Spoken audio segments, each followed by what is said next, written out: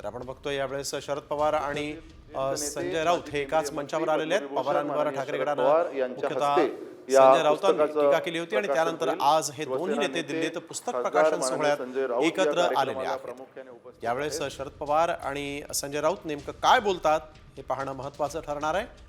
संजय राऊत आणि शरद पवार हे एकाच मंचावर ठाकरे गटानं शरद पवारांवर नाराजी व्यक्त केली होती।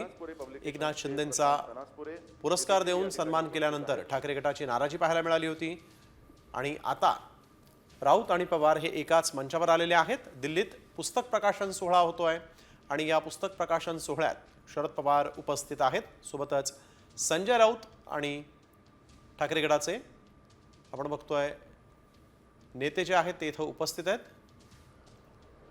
धन्यवाद। यानंतर आपण या कार्यक्रमाला उपस्थित मान्यवरांच्या स्वागत समारोहाकडे वळूयात।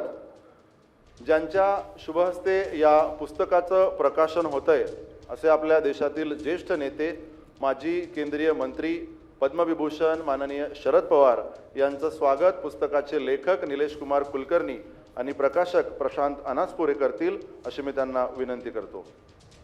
पुस्तकाचे लेखक निलेश कुमार कुलकर्णी आणि प्रकाशक प्रशांत अनासपुरे माननीय शरद पवार साहेबांचं स्वागत या ठिकाणी करतील।